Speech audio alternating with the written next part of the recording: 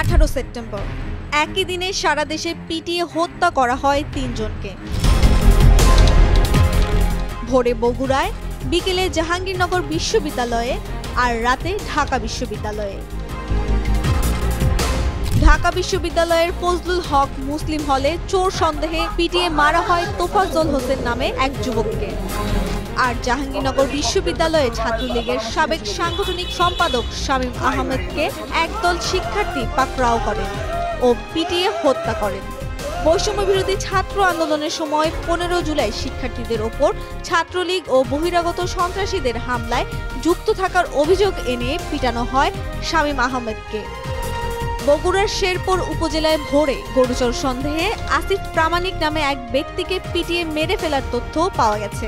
এসব ঘটনার পর mob mentality, mob justice, mob rule শব্দগুলো আবার নতুন করে আলোচনা হচ্ছে সামাজিক যোগাযোগ মাধ্যমে। কিন্তু মব বা মব জাস্টিস আসলে কি? অভিধান অনুসারে মব অর্থ হামলার উদ্দেশ্যে সমবেত উচ্ছৃঙ্খল জনতা। তাদের দ্বারা সংঘটিত গণপিটুনি ও অন্যান্য ঘটনাকে বলা হচ্ছে মব জাস্টিস, অর্থাৎ উচ্ছৃঙ্খল জনতার বিচার, যেখানে আইনি প্রক্রিয়ার বাইরে গিয়ে তারা কোনো বিচার কাজ করেন। গণপিটুনিতে কেউ নিহত হলে তাকে লিঞ্চিং বলে। এটি বিচার বহির্ভূত হত্যা। বাংলাদেশে এ ধরনের ঘটনা নতুন নয়। 2020 সালে রাজধানীর বাড্ডায় একটি স্কুলে মেয়ের ভর্তির বিষয়ে খোঁজ নিতে গিয়ে ছেলে ধরা গুজবে গণপিটুনিতে নিহত হন তাসলিমা বেগম ওরফে রেনু।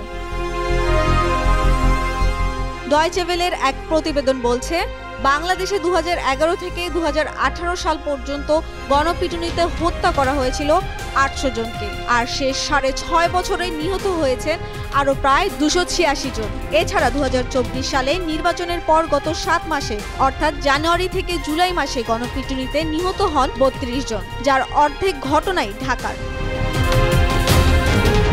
প্রশ্ন উঠেছে, মব জাস্টিসের শেষ কোথায়?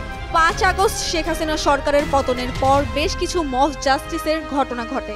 আগেও দেশে এভাবে আইন হাতে তুলে নেওয়ার প্রবণতা দেখা গেছে, তবে চোর ডাকাতকে গণপিটুনি দেওয়ার ক্ষেত্রে।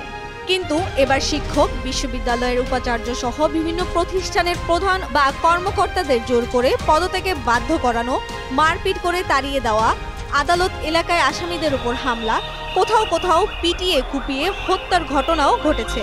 এতদিন এসব ঘটনায় জড়িত ব্যক্তিদের গ্রেফতার করা বা আইনের আওতায় আনার নজির দেখা যায়নি। আপনারা যাই করবেন শান্তিপূর্ণভাবে করবেন, আর কোনো প্রকার বিশৃঙ্খলা সৃষ্টি করবেন না। যদিও শেষের 2-3টি ঘটনায় অভিযুক্তদের কয়েকজনকে গ্রেফতার বা আটক করা হয়েছে। এছাড়া বৃহস্পতিবার রাতে এক সংবাদ সম্মেলনে আইন উপদেষ্টা অধ্যাপক আসিফ নজরুল এ ধরনের ঘটনা এড়াতে সব ধরনের পদক্ষেপ নেওয়ার প্রতিশ্রুতি দিয়েছেন। কোনো রকম আইন নিজের হাতে তুলে নেওয়া, গণপিটুনি দেওয়া, এগুলি কোনোভাবেই অ্যাকসেপ্ট করা হবে না। এদিকে শুক্রবার সকালে পুলিশ হেডকোয়ার্টার্স থেকে পাঠানো এক বার্তায় বলা হয়েছে, মব জাস্টিসের মাধ্যমে কেউ আইন নিজের হাতে তুলে নিলে কঠোর ব্যবস্থা নেওয়া হবে। অপরাধ বিশেষজ্ঞদের আশঙ্কা, এ বিষয়টি সরকার আন্তরিকভাবে আমলে না নিলে ও দোষীদের গ্রেফতার করা না হলে মব জাস্টিস সংক্রামক হয়ে পড়তে পারে। এমন ভিডিও দেখতে ভিজিট করুন prothomalo.com/video, ফলো করুন প্রথম আলোর ফেসবুক পেজ এবং সাবস্ক্রাইব করুন প্রথম আলোর সবগুলো ইউটিউব চ্যানেল। থাকুন ভালোর সাথে, আলোর পথে।